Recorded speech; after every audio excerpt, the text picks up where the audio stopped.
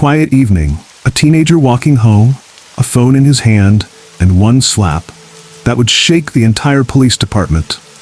Malik Johnson wasn't doing anything wrong, and he was just walking home from the chess club one evening, like he always did on Thursdays. But tonight, he noticed something was off. Across the street, 2 police officers were yelling at a young Latino man, forcing him to the ground. Something in their tone. The way the young man's hands trembled as he lay face down in the wet grass. Instinct told Malik that this wasn't just another routine stop. So he pulled out his phone, not to interfere or provoke, but just to protect. That's what his mom taught him. Always film, always be careful. He stayed on the sidewalk, silently observing. He didn't move closer, but just recorded quietly, his heart beating a little faster as the officers grew louder. That's when one of them noticed him. Officer Granger, a tall, stocky police officer who is known in the neighborhood for his short fuse and heavy hands. His eyes locked onto Malik's phone like it was a weapon. Granger crossed the street in long, aggressive strides towards Malik. "What do you think you're doing?" he barked. Malik didn't even have time to answer. The officer slapped the phone out of his hand. It hit the pavement with a crack. Then came the heavy slap, open-handed, brutal. Malik's head snapped to the side, his vision blurring. He didn't fall, but his world tilted. For a second, everything stopped. The rain, the traffic, even time. The rain drummed harder against the pavement, each drop like a drumbeat, counting down to something inevitable. Malik stood frozen, his cracked phone trembling in his grip. The officer's voice was sharp, cutting through the night air. "You think you can film me, boy?" His finger jabbed toward Malik's chest, his breath hot and ragged with rage. He didn't yell, he didn't swing back. He just stood there, one hand to his cheek and the other reaching for his cracked phone on the ground. He knew his rights, but in that moment they felt paper-thin.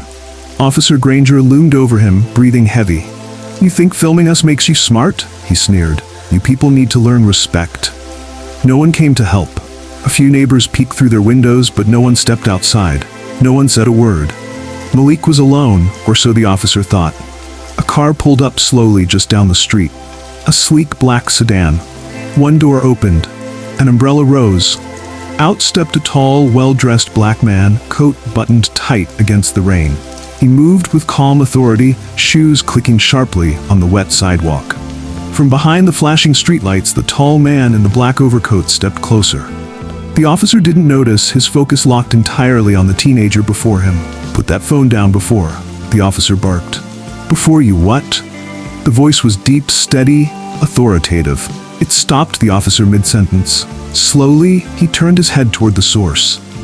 The tall man now stood just a few feet away, rain cascading off the wide black umbrella in his hand.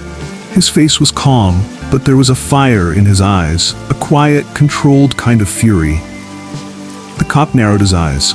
"Sir, You're in the middle of violating the constitutional rights of a minor," the man interrupted, his tone cold and deliberate. "And you're doing it in front of a federal judge." It was then that the cop's eyes flickered in recognition. His Adam's apple bobbed as he swallowed hard. "Judge Bennett." Harold took another step forward, his polished shoes splashing in the rain. "You've just assaulted a child, my son." "Malik," the man called, voice firm. The teen looked up. Relief flooded his eyes. "Dad," Officer Granger turned confused. Then his face drained of color. The man with the umbrella walked straight up to them, eyes locked on the officer. "Is there a reason you just assaulted my son, officer?" the man asked. Granger stammered. He was interfering, sir, obstructing, by standing on the sidewalk and recording," the man interrupted. "You do know who I am, don't you?" Silence. "I'm Judge Harold Bennett," the man said coldly. "Malik is my son." Granger froze. His authority evaporated. Malik's father stood inches from him now, his presence towering though he never raised his voice. The balance of power had shifted, and Granger knew it. What once looked like another faceless black teen was now the son of a man who wrote the law he claimed to enforce. Judge Bennett turned to Malik. "Are you hurt?" Malik nodded slightly, still clutching his cheek. "Good," his father said softly, "because we're not done here." The officer's bravado faltered. His hand twitched toward his belt, not in threat, but in uncertainty. "Sir, you're going to put your weapon down. You're going to take a step back. And you're going to apologize to this young man, on camera." The judge's voice carried the weight of both law and righteousness. The rain seemed to quiet around them, every drop amplifying the tension. For a moment the officer hesitated, his jaw clenched. Then, with visible strain, he muttered, "Apologize." "Louder," Judge Bennett demanded. "I'm sorry," the officer said again, this time loud enough for the neighbors peeking through their curtains to hear. Judge Bennett nodded. "Good. Now leave your badge and your gun with me. You'll be hearing from Internal Affairs by morning." The cop's face drained of color. He fumbled for his belt, removing the items with trembling hands before turning and walking away into the dark rain, his once commanding stride now broken.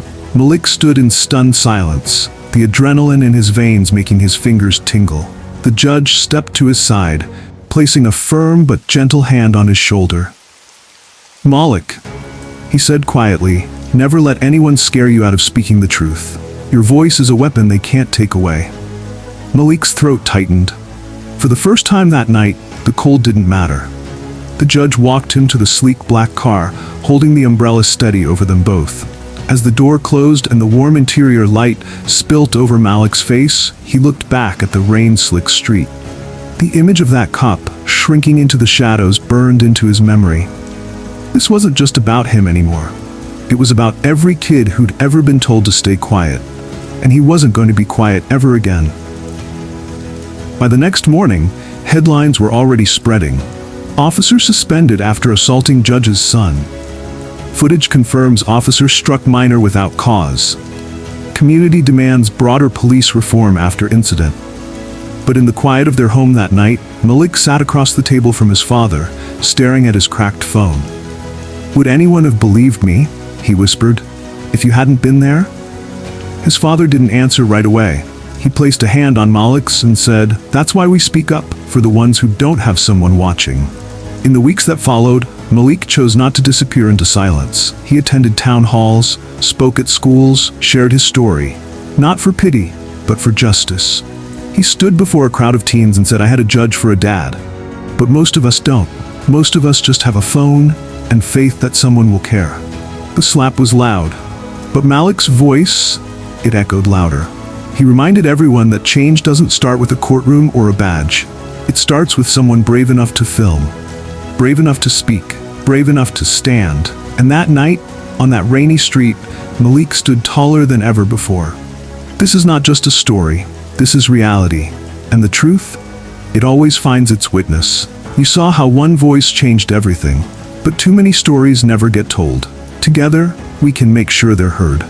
Subscribe to Urban Echoes TV, hit the bell icon, and share this video now, because our voice can amplify theirs, and the echo that changes everything.